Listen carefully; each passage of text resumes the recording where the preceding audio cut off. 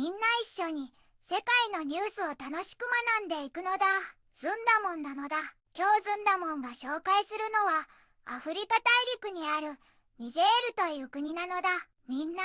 ニジェールって聞くとどんなイメージがあるのだ？砂漠の国？でも実はみんなが想像するのとはちょっと違う驚きの秘密があるのだ。なんとアフリカのニジェールは実は恐竜の墓場と呼ばれるほど化石がたくさん見つかる場所で、ニジェールサウルスっていうそのまんまの名前の恐竜までいたらしいのだ。ロマンあふれる国なのだ。今日はこのニジェールさんの魅力ととっても大切な最新ニュースを合わせて5つも紹介していくのだ。中でもずんだもんがみんなに一番注目してほしいのが4つ目のニュースなのだ。経済展望 IMF ニジェールの改革を称賛し、20XX 年に 8.8% の経済成長を予測という記事なのだ。みんな聞いてほしいのだ。なんと国際通貨基金 FMI がニジェールさんの経済についてとっても素晴らしいお話をしてくれたのだ。FMI が発表したことには、ニジェールさんは2024年の終わりまでになんと 8.8% もの経済成長を遂げる見込みなのだ。そして来年の2025年もその勢いは続いて 7.9% の成長が予想されているらしいのだ。これってすごいことなのだ。この嬉しい予測は FMI の渡良理事がニジェールの全員首相と会って確認されたのだ。FMI はニジェールさんが経済や社会の発展のために一生懸命頑張っていることをすごく褒めていて、これからもずっと応援し続け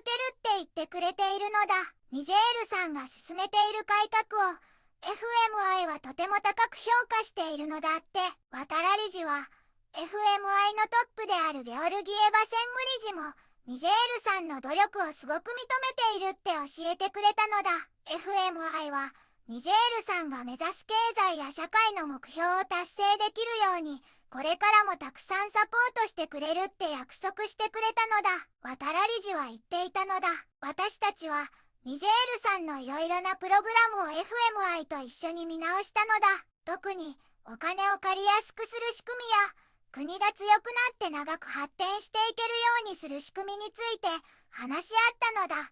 でとても建設的な話し合いだったみたいなのだ。この会談で一番注目されたのはニジェールさんの明るい経済の見通しが発表されたことなのだ。渡良理事は世界中でいろいろな大変なことがある中でもニジェールさんは良い方向に進んでいるのだって強調していたのだ。 FMI はニジェールさんにとってこれからもずっと大切なパートナーなのだ。渡良理事は最後にニジェールさんが言っている改革がニジェール国民みんなのためにちゃんと具体的な良い結果になるようにこれからも全力で支えていくのだって力強く語っていたのだ。ニジェールさんの未来はきっと明るいのだ。みんなもそう思うのだ。このニュースもっと詳しく知りたいのだ。だったら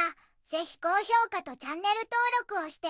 ずんだもんを応援してほしいのだ。さあみんなでニジェールさんの最新情報や他にも驚きのニュースをずんだもんと一緒に見ていくのだ。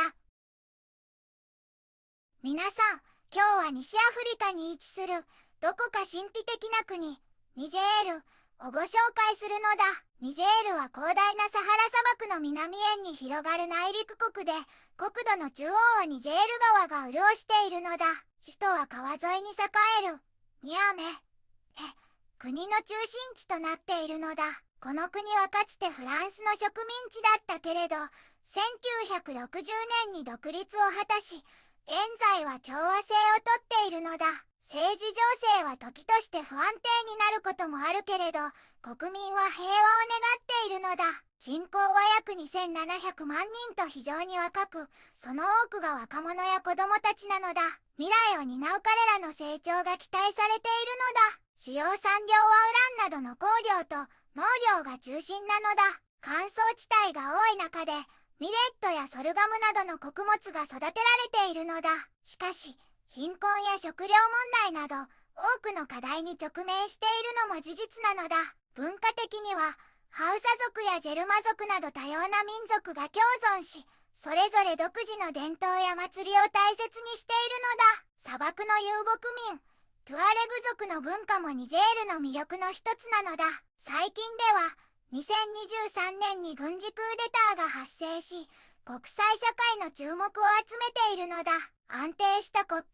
運営と民主主義への回帰が喫緊の課題となっているのだ。豊かな自然と多様な文化、そして多くの課題を抱えながらも、ニジェールは未来へと歩み続けている魅力的な国なのだ。一つ目のニュースなのだ。ニジェール2025 2026年度より私立校授業料 20% 減額という記事なのだ。みんな聞いてほしいのだ。ニジェールでとっても大事なニュースがあるのだ。政府がね、私立の学校の授業料をなんと 20% も安くすることに決めたのだ。これは2025年から始まるとっておきの改革なのだ。ニジェールのティアニ大統領が7月18日に新しい法律にサインしたのだ。この目的はみんながもっと教育を受けやすくするためなのだ。だって今は経済が大変だから学費で困ってるお家がたくさんあるのだ。だから私立の学校も専門学校もみんなこの 20% 割引を必ず守らなきゃいけないのだ。でもね、一番安くても5万 FCFA はもらえるのだ。ただチャリティーでやってるような学校はこの最低額よりもっと安くしてもいいってことなのだ。教育省の人が匿名で教えてくれたのだ。この決断は高い学費に悩んでた親御さんたちの願いを叶えるものなのだって。特に大きい町では学費が高くて大変だったからきっと喜んでるはずなのだ。もしこの新しい割引を守らない学校があったらすぐに閉鎖されちゃうんだって。政府の本気度が伝わってくるのだ。でもね、ちょっと心配してる人もいるのだ。ニアメの親の会の会長さんは、これはすごい進歩だけど私立学校も運営にお金がかかるから質を落とさずにこの値下げに対応できるかよく見守らないといけないのだって言ってるのだ。首都の私立高校の校長先生も社会のためってのはわかるけど先に相談してくれたらみんなが納得できる方法を見つけられたかもなのだって正直な気持ちを話してくれたのだ。この新しい決まりは来年の新学期からスタートするのだ。そして1年間試してみてうまくいかなかったら調整する予定なのだ。それにね、1997年にできた私立学校が自由に授業料を決めていいってルールはもう完全に廃止に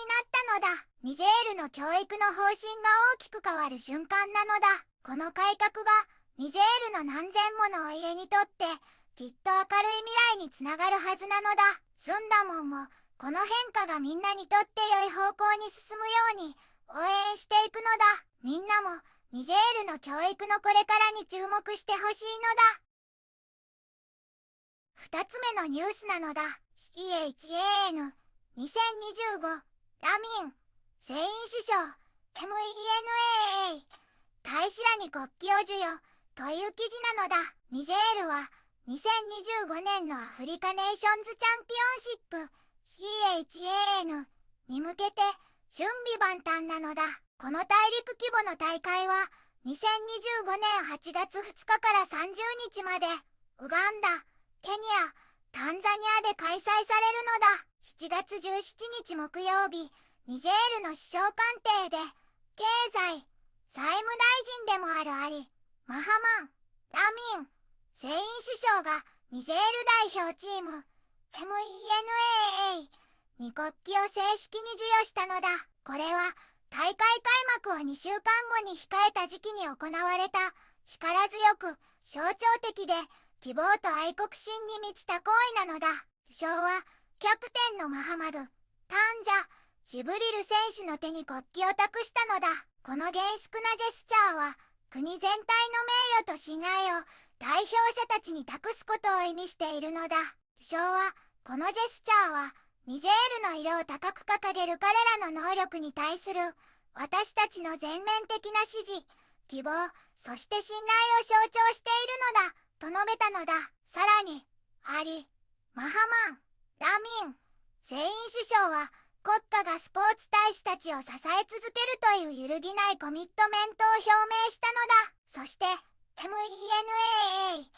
を中心に国家の団結を呼びかける熱烈なアピールも言ったのだ。ニジェール国民全員に祈りと支援で彼らを支えるよう呼びかけるのだ。一緒に私たちのチームの後ろで一つになるのだと力強く語ったのだ。チームメイトを代表して副キャプテンのモハメド・アブドゥラハマン選手はその感動と決意を隠さなかったのだ。首相から旗を受け取ることはこの上ない誇りなのだ。そして故国のために全力を尽くすのだ。私たちの方言でいうところのラーブーさんに NOOU 残チェンカサイヌイ、つまり故国のために勇敢に戦うのだということなのだ。この式典には首相官邸の事務局長、青少年、スポーツ大臣、スポーツ担当局長、そして代表チームのテクニカルスタッフのメンバーも出席したのだ。彼ら全員が選手たちへの信頼を示したのだ。この大陸規模の挑戦はスポーツの枠を超えた意味を持つからなのだ。それは故国に栄誉をもたらすことなのだ。 MENAA はこれから他のアフリカ諸国と対戦するのだ。だが彼らが持ち運ぶのはスパイクやユニフォームだけではないのだ。彼らはニジェール国民全体の希望を背負って戦うのだ。3つ目のニュースなのだ。2025年予算レジリエントで包摂的な経済回復を目指す3兆33億3300万 FCFA という記事なのだ。ニジェールの2025年国家予算は2024年12月31日の閣議で承認されたのだ。その総額は3兆33.33億 CFA フランで2024年より 4.13% も増えているとても意欲的な予算なのだ。この予算はウクライナ戦争やコロナ禍、そしてサヘル国家連合 AES の影響など国際的に厳しい状況の中で策定されたのだ。国内でも経済制裁や公的援助の停止といった困難に直面しているから、回復力と工夫を凝らした財政運営が求められているのだ。予算の主な目的は包括的な発展と財政の安定を促進することなのだ。特に保健、教育、インフラ投資が優先されていて、国民の生活向上と国の基盤強化を目指しているのだ。新しい税制の導入で国の収入を増やそうとしているのだ。税金の免除措置を見直してより効率的に税金を集めるのだ。公領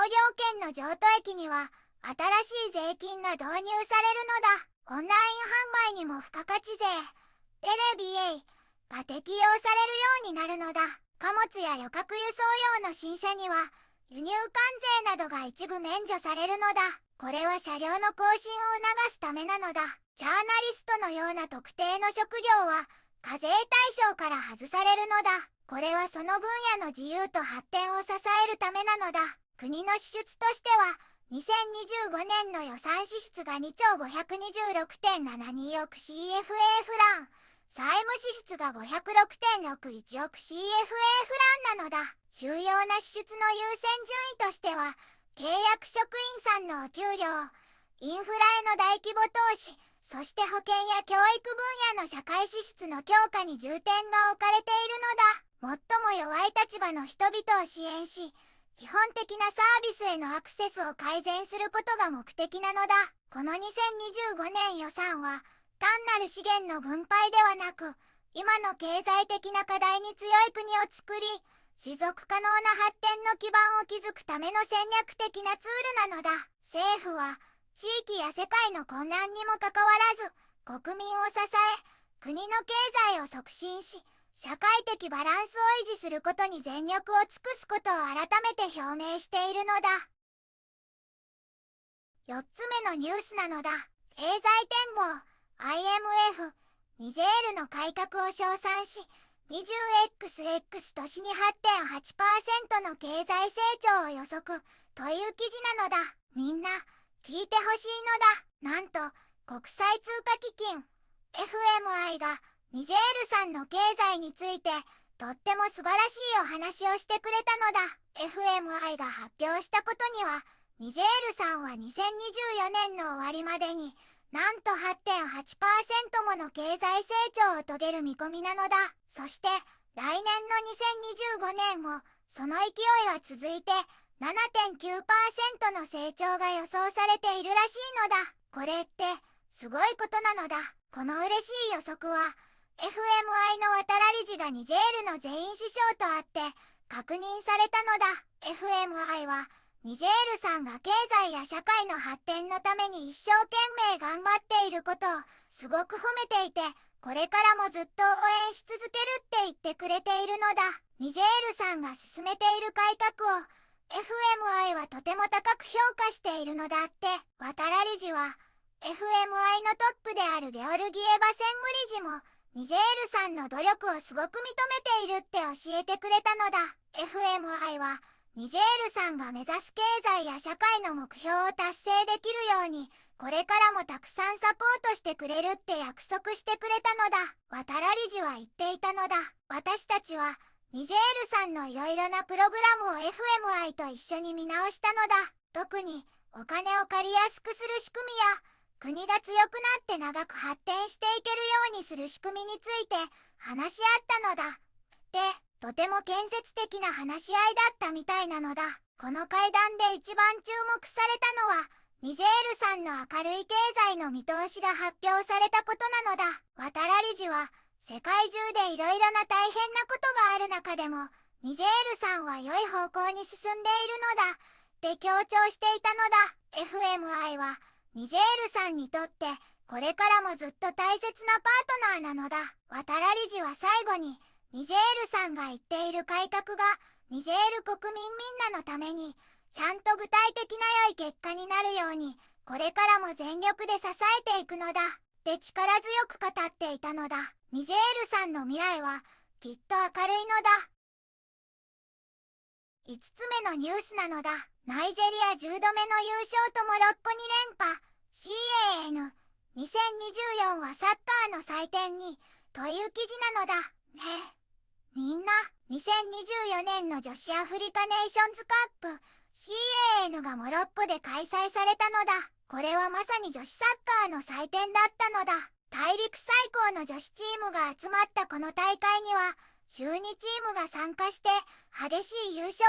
争いを繰り広げたのだ。決勝には無敗で勝ち上がった地元モロッコと強豪ナイジェリアが進出したのだ。本当に熱い戦いだったのだ。まず3位決定戦なのだ。ガーナと南アフリカが激突したのだ。南アフリカが先制したけどガーナがアリシュクシ選手のヘディングで同点に追いついたのだ。試合は PK 戦にもつれ込みガーナが4対3で勝利して3位に輝いたのだ。そして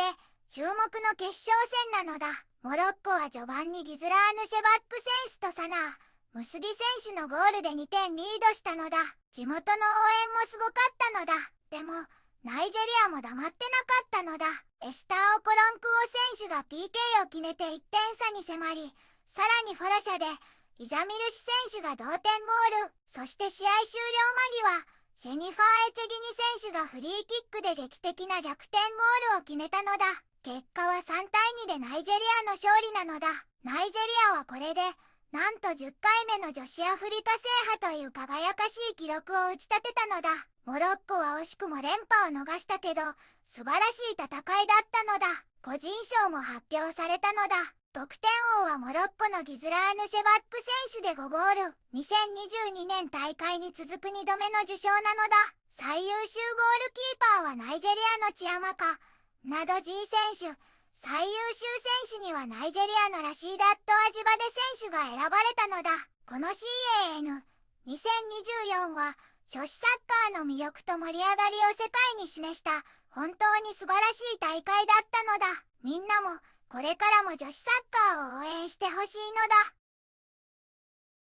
皆さん、今日はニジェールが抱える多くの課題とそれに対する前向きな動きを見てきたのだ。教育改革や経済の明るい兆し、スポーツでの国民の団結など未来へと歩み続ける力強い姿を見せてくれたのだ。若い世代が中心のこの国がさらに発展していくように、スンダモンも応援するのだ。これからもニジェールに注目してほしいのだ。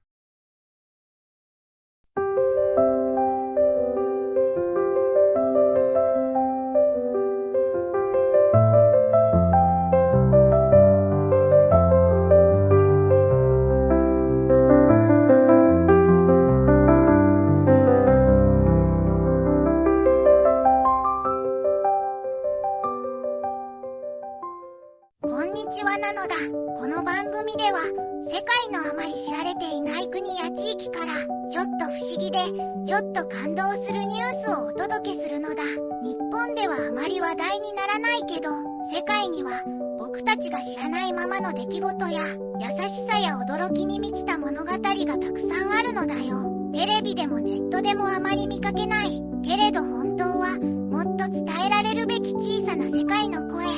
そんな声を僕と一緒に見つけに行くのだ。さあ、一緒に知られざる世界の旅を始めるのだ。